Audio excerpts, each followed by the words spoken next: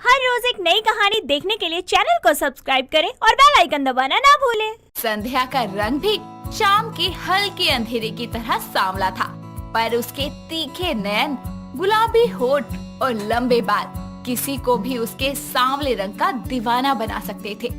संध्या अपनी फैमिली के साथ दिल्ली के मधुबन नगर के मॉडल मोहल्ले में नई शिफ्ट हुई थी। यहाँ आसपास के लोग उसे देखकर उसके सांवले रंग के दीवाने बन गए थे। ऐसे ही एक दिन जब वो सब्जियां लेने के लिए बाजार जाती है, तभी उसे देखकर मोहल्ले का सौरभ अपने दोस्त सचिन से बोलता है। कुड़िए नी तेरे ब्राउन रंग ने मुंडे पट्टे नी सारे मेरे टाउन दे। यार ये बला हमारे मोहल्ले में कौन ले आया? भाई पता नहीं, पर इतना पता है कि तेरे घर से सामने वाले घर में 4 दिन पहले ही शिफ्ट हुई है। ओ भाई सही में क्या? फिर तो ये ब्लैक ब्यूटी तेरे भाई की ही होगी। अब रहने दे भाई, तेरे बस की नहीं है उसे पटाना। अब पूरे मोहल्ले के लड़के छोड़ के वो तेरे जैसे थूके हुए पान को क्यों पसंद करेगी? 1 महीने के अंदर इस लड़की को मैं अपनी गर्लफ्रेंड बनाकर दिखा दूंगा। तू मुझसे शर्त लगा ले। ठीक है, देखते हैं। इतना बोलकर दोनों दोस्त आपस में शर्त लगा लेते हैं और जैसे ही संध्या उनके पास से गुजरती है, तभी सौरभ उससे बोलता है। जी नमस्ते। जी नमस्ते। जी मेरा नाम सौरभ है और ये मेरा दोस्त सचिन है। जी बहुत अच्छी बात है, पर आप ये मुझे क्यों बता रहे हैं? जी वो आप मोहल्ले में नए आए हैं ना, और हम तो यहीं पैदा हुए हैं, तो हम अच्छे से जानते हैं सब। जी आगे बोलिए। जी तो आपको अगर किसी भी चीज की जरूरत हो ना, तो एक बार कह देना। ओके जरूर बता दूंगी। अब आप आगे से हटिए, मुझे जाना है, बहुत काम है। जी जरूर। इतना कहकर संध्या वहाँ से चली जाती है। ऐसे ही अब सौरभ जब भी संध्या को देखता तो किसी न किसी बहाने उससे बात करने की कोशिश किया करता। ऐसे ही एक दिन संध्या की माँ नेत्रा ऑटो से उतरती है, तभी पैसों के चलते उसकी ऑटो वाले से बहस हो जाती है और तभी सौरभ ये सब देखकर उसके पास जाता है और बोलता है। क्या बात है यहाँ? क्यों आंटी जी को परेशान कर रहे हो? अरे वो नई हैं तो क्या हुआ, हम तो पुराने हैं ना। इनका सीतापुर से यहाँ तक आने का भाड़ा 100 रुपए हुआ है। तुम किस हक से 200 मांग रहे हो? ये लो और पतली गली नापो, समझे? ऑटो वाला पैसे लेकर वहाँ से चला जाता है। तभी सौरभ नेत्रा से बोलता है। अरे आंटी जी, जब तक इनकी झाड़ फूक ना करो ना, ये ऐसे ही पागल बनाते हैं। अरे बेटा थैंक यू मेरी मदद करने के लिए, नहीं तो वो ऑटो वाला 200 रुपए लिए बिना जाता ही नहीं। अरे आप हमारी माँ जैसी हैं, आपके साथ गलत कैसे होने देते? लाइए ये सामान, मैं आपकी घर तक पहुँचाने में मदद कर देता हूँ। इतना कहकर वो नेत्रा का बैग उठाता है और उसे घर तक ले जाता है और नेत्रा घर जाकर बेल बजाती है और संध्या दरवाजा खोलती है। तभी सौरभ बैग दरवाजे पर रखता है और बोलता है। ठीक है आंटी जी, अब मैं चलता हूँ, फिर कभी सेवा का मौका जरूर देना। अरे बेटा ऐसे कैसे, तुमने इतनी मदद की है, घर तक आए हो, अंदर आओ, चाय वाय पी के जाना। नेत्रा की बात सुनकर सौरभ फटाक से घर के अंदर घुस जाता है और संध्या को देखकर मुस्कुराने लगता है। तभी नेत्रा बोलती है। संध्या बेटा जा जरा 2 कप बढ़िया चाय बना ला। अपनी माँ की बात सुनकर संध्या जल्दी से चाय बनाकर लाती है और नेत्रा और सौरभ को देती है।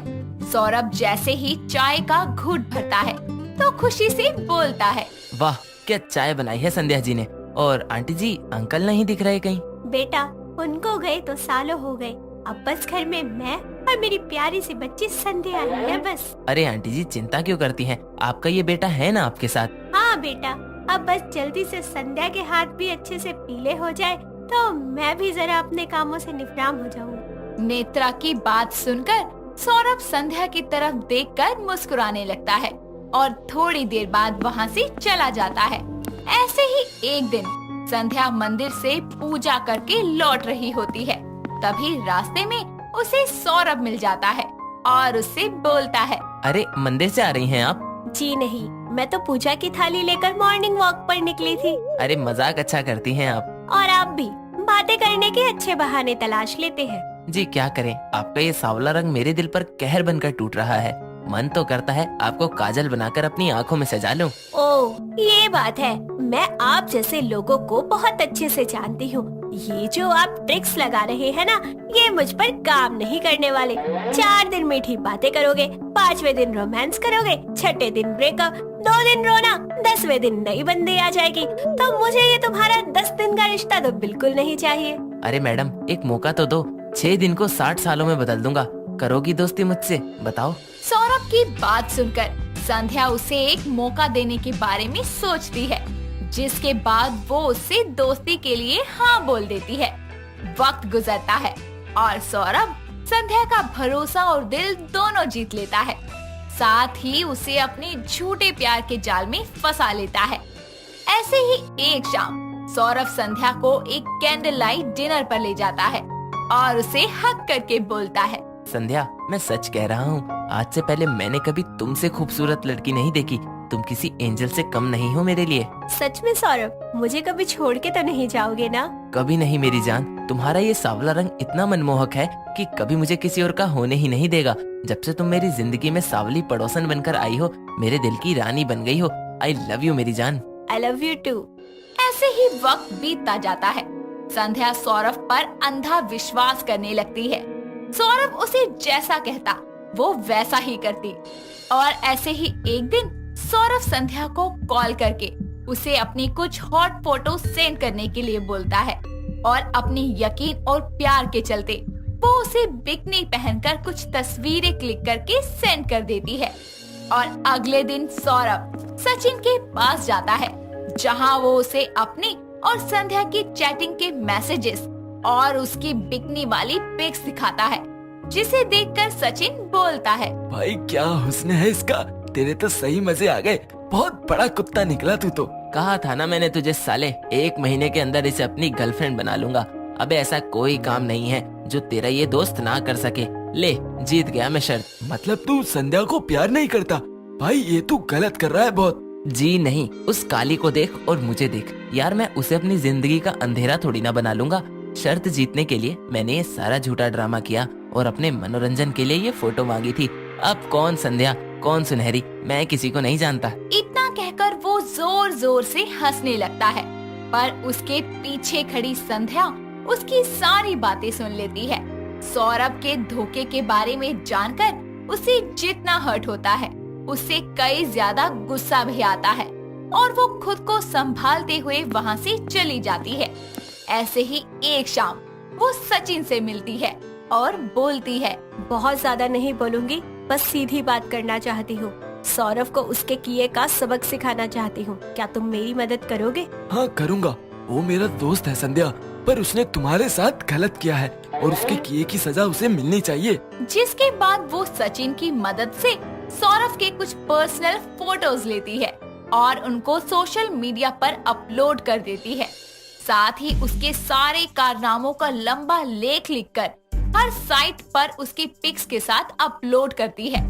जैसे ही ये बात सौरभ को पता चलती है, वो तिलमिलाता हुआ संध्या के पास जाता है और बोलता है, ए काली का लूटी, पागल हो गई है क्या? ये क्या हरकत है तेरी? साली जान से मार दूंगा तुझे मैं। क्यों?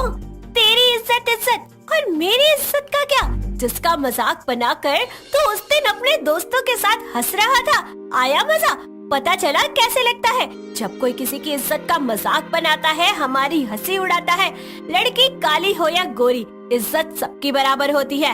आज के बाद किसी के भी साथ ऐसा करने से पहले ना 10 बार सोच लेना। संध्या की बात सुनकर सौरभ का सर शर्म से झुक जाता है। साथ ही हर जगह उसकी बदनामी होती है, वो अलग। सुमन फ्रिज से पानी लाते वक्त देखती है कि उसके अंदर कई सब्जियां और टमाटर पड़े पड़े खराब हो गए हैं। इसीलिए वो अपनी बहू तन्वी को फ्रिज की सफाई करने के लिए टोकते हुए बोलती है, बहू, ओ तन्वी बहू, जरा फ्रिज की तरफ भी देख लिया कर, अंदर टमाटर पड़े पड़े सड़ रहे हैं। इतने लाती क्यों हैं जब बर्बाद ही करने होते हैं? ओहो माँ जी, इस बार ही लाई हूँ टमाटर ज्यादा सस्ते हो गए थे ना, तो मैंने सोचा आपको टमाटर की चटनी, टमाटर का सूप ये सब बना के पिलाऊंगी। लेकिन क्या करूँ, घर के कामों में वक्त ही नहीं मिलता। अच्छा, पर अब इसमें से जो पूरे खराब हो चुके हैं उन्हें फेंक दे और जो इस्तेमाल हो सकते हैं उन्हें काट के इस्तेमाल कर ले। रुको मैं देखती हूँ किस हाल में है टमाटर। तन्वी फ्रिज खोलकर देखती है तो वो सारे टमाटर निकालकर कूड़ेदान में फेंक देती है। ये देखकर सुमन बोलती है, अरे बहू, कम से कम देख तो लेती कि कौन से सही हैं और कौन से खराब। सारे ही फेंक दिए तूने। अरे पैसा पेड़ पर उगता है। माँ जी, ऑलमोस्ट सारे ही खराब हो गए हैं, लेकिन कोई बात नहीं, आप चिंता मत कीजिए। टमाटर सस्ते ही हैं, शाम को और ले आऊंगी, फिर उसके बाद आपको टमाटर की खट्टी मीठी चटनी बना के खिलाऊंगी। तन्वी शाम को मार्केट से 2 किलो टमाटर लेकर आती है और घर आकर वो रात के खाने की तैयारियों में लग जाती है। उसकी सास इतने सारे टमाटर देखकर बोलती है, बहू, अब तो इतने टमाटर ले आई है तो ऐसा करियो, सलाद में भी काट दियो और मेरे लिए सूप भी बना दियो। ठीक है माँ जी, आप चिंता मत कीजिए, मैं सब बना लूंगी। तन्वी रात के खाने के लिए अलग अलग तरह की 2-3 सब्जियां बनाती है, जिनमें वो भर भर के टमाटर डालती है। कुछ ही देर में उसका पति सौरभ घर आता है, जिसके बाद सुमन उसको हाथ मुंह धोकर खाने की टेबल पर आने के लिए बोल देती है। थोड़ी ही देर में सभी खाना खाने बैठते हैं और सौरभ इतनी अलग अलग तरह की सब्जियां देखकर बोलता है, अरे वाह, आज कोई स्पेशल दिन है क्या? इतनी सब्जियाँ? अरे नहीं, मैं ज्यादा टमाटर लाई थी तो उसी के तड़के से आज अलग अलग तरीके की सब्जी बनाई है मैंने। खाकर बताओ कैसी बनी है। और हाँ, ये चटनी भी बनाई है। वाह, चटनी भी, वो भी मेरी फेवरेट। डालो जल्दी खाना, अब तो भूख और बढ़ गई।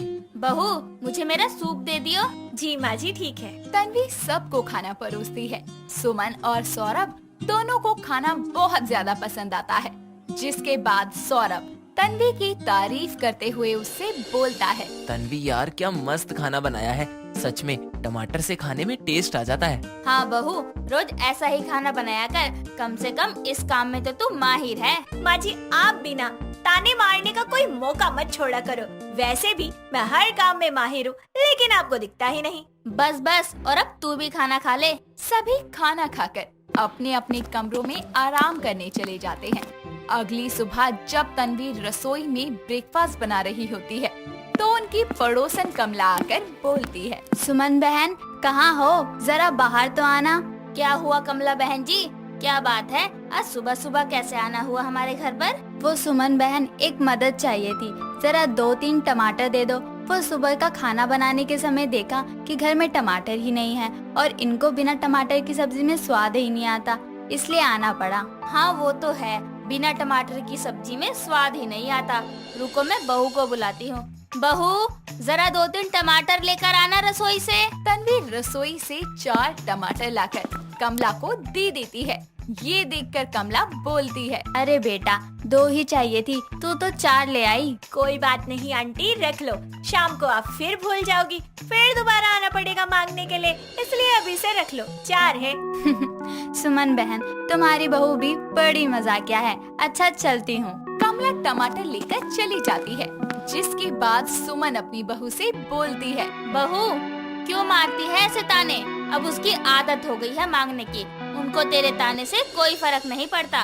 जानती हूँ माँ जी, पर ऐसे पड़ोसन खुद तो चीजें मांग लेती है, लेकिन जब हमें चाहिए होती है ना तो मना कर देती है। छोड़ बहू, हमें किस चीज की कमी है जो मांगनी पड़े। चल तू सौरभ का खाना पैक कर दे। तन्वी सौरभ को खाना देकर ऑफिस के लिए भेज देती है। शाम को जब वो घर आता है तो सभी बैठकर चाय पीते पीते टीवी देख रहे होते हैं। तभी न्यूज में खबर आती है कि सब्जियां महंगी हो गई है और सबसे ज्यादा टमाटर के भाव में उछाल हुआ है। 50 रुपए किलो वाले टमाटर अब 100 रुपए किलो हो गए हैं। ये सुनकर सुमन तन्वी से बोलती है, बहू, टमाटर महंगे हो रहे हैं। ऐसा कर, ये खबर सब्जी वालों को लगे उससे पहले ही अभी के अभी जाकर 5 किलो टमाटर ले आ। क्या माँ जी, आप भी मस्त जोक मारती हैं। अरे उनको तो पहले ही पता चल गया होगा, आखिर वो तो मंडी में ही रहते हैं, उनको सारी जानकारी होती है इस बारे में। नहीं तन्वी, माँ ठीक कह रही हैं। शायद कुछ को पता नहीं हो, और वैसे भी आज तो पहले के भाव में लाए टमाटर ही बिक रहे होंगे। चलो जाकर ले आते हैं। तन्वी और सौरभ पास के ही मंडी में जाते हैं, जहां वो कई टमाटर वालों से पूछती है तो सभी उसे 100 रुपए किलो टमाटर का भाव बताते हैं। ये देखकर वो बोलती है, देखा, मैंने कहा था ना आपको यार, यहाँ एक को पता चला होगा तो वही सबको खबर दे देता होगा कि टमाटर महंगे हो गए हैं। लेकिन ये सब्जी वाले कम थोड़ी ना है, पहले के लाए हुए टमाटर भी ना आज के भाव में बेच रहे हैं। हाँ ये तो है, लेकिन अभी घर में टमाटर हैं या नहीं? थोड़े से हैं, क्योंकि मुझे लगा था कि सस्ते होंगे तो मैंने हर सब्जी में भर भर के डाल दिए। 2 किलो में से अब बस 5-6 ही रह गए हैं। तुम भी ना किसी चीज के ज्यादा आने पर उसकी कदर मत किया करो। अब आधा किलो टमाटर ले लो और उनसे 1 हफ्ता निकालना। आधा किलो में क्या होगा, वो तो 2 टाइम की सब्जी में खत्म हो जाएंगे। अरे अब महंगे हैं तो उस हिसाब से सब्जी में डालो ना। मेरी कमाई इतनी नहीं है कि रोज रोज 100 रुपए किलो टमाटर लेकर घर चला सकूं। सौरभ और तन्वी आधा किलो टमाटर लेकर घर आ जाते हैं और सुमन को मंडी का सारा हाल बताते हैं, जिसके बाद वो तन्वी को बोलती है, बहू कोई नहीं, अब टमाटर महंगे हो गए हैं तो कम में गुजारा कर ले। तन्वी के पास कोई चारा नहीं था। जहां वो पहले 4-5 टमाटर एक वक्त की सब्जी में डालती थी, वहीं अब वो 1-2 टमाटर के साथ ही सब्जी को बना के सबको खिलाती है। अब सब्जी में कोई स्वाद नहीं होता, पर सौरभ उसे बोलता है, ये क्या, ये सब्जी इतनी खराब बनी है, कोई टेस्ट नहीं है इसमें। अरे पहले तो इतना टेस्टी खाना बनाती थी तुम। तो पहले टमाटर भी तो अच्छे से डालती थी, अब आपने ही कहा है कि कम डाला करूं। आधा किलो टमाटर को पूरे हफ्ते चलाना है तो ऐसी ही सब्जी बनेगी। खानी है तो खाओ, नहीं तो डस्टबिन में फेंक दो। तन्वी खुद भी खाना खाना कम कर देती है। उसको हमेशा से चटपटी सब्जियां खाना पसंद था, इसीलिए वो अपने खाने में टमाटर का ज्यादा इस्तेमाल करती थी। लेकिन जब से टमाटर महंगे हुए थे, उसने खाने में डालने कम कर दिए थे। और खाना भी। एक सुबह सुमन की पड़ोसन कमला फिर से उनके घर आकर बोलती है, अरे सुमन बहन, तुम तो बहुत ही अच्छी हो, हर किसी की मदद करती हो, जरा मेरी भी कर दो। तो कमला बहन सीधा सीधा बोल लो, ये आगे की लाइन बोलकर मक्खन क्यों लगा रही हो, और कैसी मदद चाहिए? वो जरा मुझे 2 टमाटर चाहिए थे। क्या है ना, मैं 2 किलो इकट्ठे ही लाई थी, कल रात को ही खत्म हो गए। आज सुबह सुबह फिर से सब्जी बनाने की दिक्कत हो गई। आपके घर में ये दिक्कत सुबह सुबह ही क्यों होती है? खैर, अभी बहू को बुलाती हूँ। सुमन तन्वी को टमाटर लाने की बोलती है। इस बीच कमला अपने मन में बोलती है, 2 टमाटर मांगने पर 4 देती है इसकी बहू। सही है, मेरा तो 4 दिन का काम हो जाएगा। वैसे भी जब से महंगे हुए हैं टमाटर, मैंने तो आधा आधा डालना शुरू कर दिया है। तन्वी अपने हाथ में आधा टमाटर लेकर कमला को देती है। ये देखकर कमला बोलती है, अरे बेटा, मैंने तो 2 मांगे थे, ये क्या, तुम तो आधा ही लाई। आंटी जी, हम लोग कोई अंबानी के खानदान से नहीं है जिसको टमाटर की महंगाई से कोई फर्क न पड़े। अरे आप तो ऐसे 2 टमाटर मांगने झट से आ गई। आपको पता भी है 2 टमाटर हम पूरे 5 दिन चला रहे हैं, लेकिन आपका क्या है, आप तो बार बार आ जाती है मांगने के लिए। अरे पहले हमारे पास ज्यादा टमाटर होते थे तो हम आपको दे देते थे। हाँ बेटा, ज्यादा ही महंगाई हो गई है, ये भी क्यों दिया? अरे नहीं चाहिए तो वापस दे दो। अरे मैं कह रही थी नहीं थे टमाटर तो मत देती, लेकिन अब दे ही दिया है तो मैं ले जाती हूँ। कमला को भेजकर तन्वी अपनी सास से बोलती है, माँ जी, ऐसा कब तक चलेगा? बिना टमाटर के खाने में कोई स्वाद ही नहीं है, और टमाटर महंगे होने की वजह से ज्यादा खरीद भी नहीं सकते हैं। क्या करें? अब बहू क्या करे, घर में उगा तो नहीं सकते ना टमाटर। अपनी सास की ये बात सुनकर तन्वी का दिमाग काम करने लगता है और वो अपने घर के पास पौधों की नर्सरी से टमाटर के बीज लाती है। साथ ही उनको बोने के लिए मिट्टी और गमला भी लेकर आती है। कुछ ही देर में वो सारा सामान लेकर घर आती है। ये देखकर उसकी सास बोलती है, अरे बहू, ये क्या कर रही है? माँ जी, टमाटर का रेट आज भी ज्यादा है, कल भी ज्यादा होगा और परसों भी ज्यादा रहा, तो बताओ हम क्या कर लेंगे?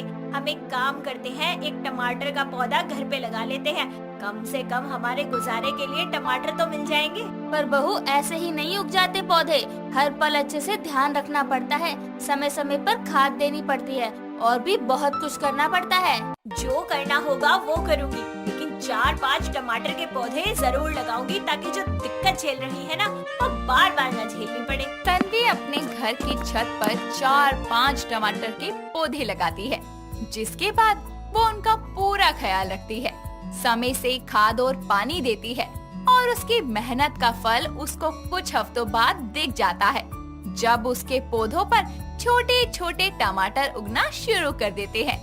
ये देखकर वो बोलती है, माँ जी आज ऐसा लग रहा है जैसे अपने बच्चे को बड़ा होते देख रही हूँ। बहू, अब तो इन पौधों की देखभाल कर रही है तो पता लगा कि कितना समय लगता है सब्जियों को उगने में। इसलिए अब से सब्जियां सस्ती हो या महंगी, उनको बर्बाद मत करियो टमाटरों की तरह। हाँ माँ जी, अब से मैं कभी जरूरत से ज्यादा ना खरीदूंगी ना बनाऊंगी। चलिए अब कुछ दिन बाद हम घर के उगे हुए टमाटर की सब्जी खाएंगे। टमाटर की महंगाई ने तन्वी को बचत के साथ घरेलू खेती भी सिखा दी और सब्जियों को ना बर्बाद करना भी सिखा दिया। इसी के साथ हमें ये भी समझना चाहिए कि सब्जियां बहुत ही मेहनत और परिश्रम के साथ उगाई जाती है, तो किसी भी सब्जी को बर्बाद ना करें, क्योंकि सब्जियों की बर्बादी ही उनको महंगा कर देती है। शाम का सुहाना समय था, हवाएं सरसराहट के साथ चल रही थी। तभी गली में हॉली वाली सैंडल पहनकर अदाओं के साथ नंदिनी अपनी साड़ी के पल्लू को लहराते हुए चल रही होती है और उससे कुछ ही कदम पीछे उसका चश्मिश पति दिनेश दोनों हाथों में भारी भरकम सूटकेस को खींचते हुए आ रहा होता है। ये नजारा मोहल्ले में रहने वाले सभी लोग अपने घरों से बाहर या खिड़की में से देख रहे होते हैं कि तभी दिनेश नंदिनी को आवाज लगाते हुए बोलता है, अरे सुनती हो नंदिनी, सुनो तो। अच्छा खासा पल्लू लहराते हुए स्लो मोशन में चल रही थी। ऐसा लग रहा था रैंप वॉक कर रही हूँ, पर इनके एक आवाज से मेरा सारा इम्प्रेशन खराब हो गया। नंदिनी तुम्हें ही कह रहा हूँ, ये सूटकेस भारी है, मुझसे खिंच नहीं रहा, थोड़ी तो हेल्प करो। नंदिनी गुस्से से उसके पास जाती है और बोलती है, अरे मेरे प्राणनाथ, सूटकेस में पहिए लगे हैं, फिर भी आपसे खींचे नहीं जा रहे। कहीं उठाना पड़ता तो आपका क्या होता, इसलिए कहती हूँ खाया कीजिए, ताकत आएगी। लाइए एक मैं ले चलती हूँ। नंदिनी एक बात कहूँ, तुम इस साड़ी में बहुत अच्छी लग रही हो कसम से। बनारस से दिल्ली आते आते आपने ये बात 105वीं बार बोली है, वो भी विदाउट एनी इम्प्रोवाइजेशन। बस करो, मैं तो रिएक्शन देखकर भी थक गई। चलो अब जल्दी घर चलें। जिसके बाद दोनों पास ही के घर में चले जाते हैं। सभी मोहल्ले वालों में शामिल रमन और राकेश भी अपनी खिड़कियों से ये नजारा देख रहे होते हैं। तभी दोनों खुद से बोलते हैं, कुछ देर पहले जो नजारा देखा, ऐसा लग रहा था कोई अप्सरा मॉडर्न तरीके से अपनी अदाएं दिखाकर सारे मोहल्ले को मोहित कर रही हो। उसे देखकर तो दिल की धड़कनें सी तेज हो गई थी। फिर उसके चश्मिश पति देव को देख तो ऐसा लगा दिल का दौरा ही आ गया। दोनों खुद से बातें कर ही रहे होते हैं और अगले दिन जब नंदिनी घर से बाहर सब्जी ले रही होती है तो रमन और राकेश भी वहाँ आ जाते हैं और तभी नंदिनी अपनी जुल्फों को संवारते हुए बोलती है, भैया ये गोभी क्या भाव लगाई? ओ टिल्लू, ठीक ठीक लगा दियो। मोहल्ले में नई भाभी आई है, औरों की तरह इनसे मोल भाव मत करने लगी हो। हाँ, और सड़ी गली सब्जियां मत चिपका दियो ढोलकी के, ना तो मार मार के भूत बना दूंगा। अरे आप लोग मेरी हेल्प कर रहे हो या इस बेचारे सब्जी वाले को धमका रहे हैं? अरे नहीं, हम तो बस ऐसे ही। वैसे हमने आपको गली में एंट्री लेते हुए देखा था और हम तो देखते ही रह गए थे। हाँ, वो मैं और मेरे पति कल ही बनारस से यहाँ शिफ्ट हुए हैं। आप लोग? हम इस मोहल्ले में रहते हैं, आपके घर के राइट में एक मकान छोड़कर। कोई भी दिक्कत हो या कोई सामान चाहिए हो तो हमें याद कीजिएगा बस। वो ये बोल रहा होता है कि तभी दिनेश अपना चश्मा ठीक करते हुए घर से बाहर आता है और बोलता है, क्यों भाई, तुम दोनों को इस मोहल्ले ने हेल्पर रखा हुआ है क्या? भाई साहब भी ना अच्छा मजाक करते हैं। देखिए आप लोग इस मोहल्ले में नए हैं और हमें अपना पड़ोसी फर्ज तो निभाना ही पड़ेगा ना। अरे कौन और किसका भाई, हम यहाँ नए जरूर हैं पर बेवकूफ नहीं। तो फालतू का रिश्ता बनाने की कोशिश मत करो। और तुम सब्जी वाले, सब्जियाँ तुल गई हो तो देने का कष्ट कर दो। उसकी बातें सुनकर सब्जी वाला जल्दी से सब्जियां उसे दे देता है और वो दोनों अंदर चले जाते हैं। जिसके बाद नंदिनी दिनेश से बोलती है, आपको क्या हो गया? क्यों फालतू में उन दो बेचारों पर भड़क रहे थे? अरे मुझे भाभी कहकर भी बुला रहे थे वो लोग तो। अरे तुमने मदद मांगी थी नहीं ना, तो फिर क्या जताने आए थे? पड़ोसी होने का फर्ज। अरे कौन बिना बात के किसी की हेल्प करता है? आप भी ना, अरे पड़ोसियों के साथ जान पहचान तो करनी ही पड़ती है। और आप शांत होकर बैठ जाइए, मैं आपके लिए कड़क कॉफी लेकर आती हूँ। इतना कहकर वो किचन में कॉफी बनाने चली जाती है और ऐसे ही समय बीतता है। रमन राकेश नंदिनी से आते जाते बातें करने लगते हैं और नंदिनी भी उनसे हंसी मजाक कर लिया करती थी। एक दिन नंदिनी दर्जी की दुकान पर जाती है, जहां वो देखती है कि राकेश इंची टेप गले में लटकाए वहां बैठा है। उसे देखकर वो बोलती है, अरे राकेश, तुम दर्जी कब से बन गए? जब से आप यहाँ आई हैं। भाभी जी, मैंने कल से ही यहाँ काम करना शुरू करा है। वो दर्जी साहब तो धागा लेने गए हैं, तो आपको जो भी काम है मुझसे बोलिए। वो मुझे अपनी साड़ी में फॉल लगवानी थी, साथ ही एक सूट भी सिलवाना था। ठीक है, तो आप मुझे अपना नाप दे दीजिए, मैं दर्जी साहब को दे दूंगा। इसी बहाने कम से कम भाभी जी के करीब तो आ सकूंगा। ये सोचकर वो अपने गले से इंची टेप निकालकर उसके पास जाने लगता है। तभी नंदिनी अपने थैले से सूट निकालते हुए बोलती है, अरे नाप की जरूरत नहीं है, मैं अपना पुराना सूट लाई हूँ, इसी के नाप का सिलने को कह देना। पर भाभी जी, अगर नाप गलत हो गया तो सूट ढीला या टाइट हो जाएगा। अगर ऐसा हुआ तो आपके ऊपर बिल्कुल अच्छा नहीं लगेगा। ओ नो सिखिया दर्जी, ऐसा कुछ नहीं होने वाला, तुम बस इसी के नाप का सिलने को कह देना। भाभी जी, आप तो अपने दीवाने का दिल तोड़ के चली गई। बेचारा राकेश भाभी के दीवानेपन में दर्जी बनकर नाप लेने के लिए ख्याली पुलाव बनाता ही रहता है और नंदिनी वहाँ से चली जाती है। तभी रास्ते में उसे रमन मिलता है और बोलता है, अरे भाभी जी, अकेले अकेले कहाँ घूम रही हैं आप? अरे तो क्या घूमने के लिए अपने साथ झुंड लेकर चलूं? आज तो राकेश भी नहीं है। वो भाभी, मैं क्या कह रहा था कि अरे दिनेश, आप अच्छा हुआ आप मुझे यहाँ मिल गए। उसके इतना बोलते ही रमन की नजर दिनेश पर पड़ती है और वो मन ही मन में बोलता है, आज राकेश से छुटकारा मिला था तो ये भाभी का सही टपक गया। अब ये फिर से उस दिन की तरह सुनाएगा। हाँ, मैं यहाँ किसी काम से आया था। और भाई रमन, मोहल्ले की औरतों के अंगरक्षक बन गए हो क्या? कहीं ना कहीं मंडराते हुए दिख जाते हो। ना ना, मैं भी किसी काम से आया था। भाभी मिल गई तो उनसे हालचाल पूछने लगा। चलो फिर हालचाल पूछ लिया हो तो किसको, काम करो अपना। चलो नंदिनी, घर चलते हैं। हाँ चलिए। इतना बोलकर दोनों एक दूसरे का हाथ थामे वहाँ से चले जाते हैं और रमन खड़ा देखता ही रह जाता है। ऐसे ही समय बीतता है और एक दिन नंदिनी छत पर कपड़े सुखा रही होती है और दिनेश भी वहीं बैठकर अखबार पढ़ रहा होता है। रमन राकेश नंदिनी को अपनी खिड़कियों से ताड़ रहे होते हैं। तभी अखबार पढ़ते पढ़ते दिनेश की नजर उन दोनों पर जाती है। तभी वो नंदिनी से बोलता है, मैंने कितनी बार कहा है तुमसे कि छत पर कपड़े सुखाने तभी आया करो जब कोई ना हो। देख रही हो तुम्हारे दोनों छपरी दीवाने तुम्हें किस तरह से ताड़ रहे हैं। तो फिर मैं रात को आऊँ क्या कपड़े सुखाने? तब तो कोई अपनी खिड़की बालकनी में नहीं आता होगा। नहीं नहीं, मैं एक काम करती हूँ ना, कपड़े धोना ही बंद कर देती हूँ। ना कपड़े धोऊंगी ना उन्हें सुखाने छत पर आऊंगी। अरे अब मैं लोगों के ताड़ने से कपड़े धोना बंद कर दूँ क्या? चलेगा तुम्हें? पहनोगे बिना धोए कपड़े? हाँ बोलो। अरे मैं तुम्हें समझा रहा था, तुम तो मुझे ही समझाने लगी। चलो छोड़ो, नीचे चलो। फिर वो दोनों नीचे चले जाते हैं। रमन राकेश आपस में बात करते हुए बोलते हैं, यार इतना मनमोहक नजारा था। भाभी जी जब कपड़ों का पानी निकालने के लिए उन्हें झटकती है ना, तो ऐसा लगता है काश मैं वो खुशनसीब पानी की छींटे होता। हाँ, जिसके पड़ते ही भाभी अपनी आंखें बंद कर लेती हैं, है ना? अबे कुत्ते, तू चुप रहे। और कब से खड़ा खड़ा भाभी को घूर रहा है? अबे साले, घूर कौन रहा था? मैं तो प्यार से देख रहा था। अबे जाना, अपनी ठरकी नजरों से तू जिंदगी में किसी को प्यार से नहीं देख पाएगा। हाँ, बड़ा आया। ऐसे ही समय बीतता है और एक दिन उन दोनों के सामान को उनकी मकान मालकिन घर से बाहर फेंकते हुए कहती है, बहुत हुआ तुम दोनों का। अगले महीने करके दोनों ने 6 महीने निकाल दिए। अरे तुम जैसे नल्लों को किराए पर घर देकर मैंने तो सरदर्दी ही पाल लिया। ये नजारे पूरे मोहल्ले के साथ साथ नंदिनी और दिनेश भी देख रहे होते हैं।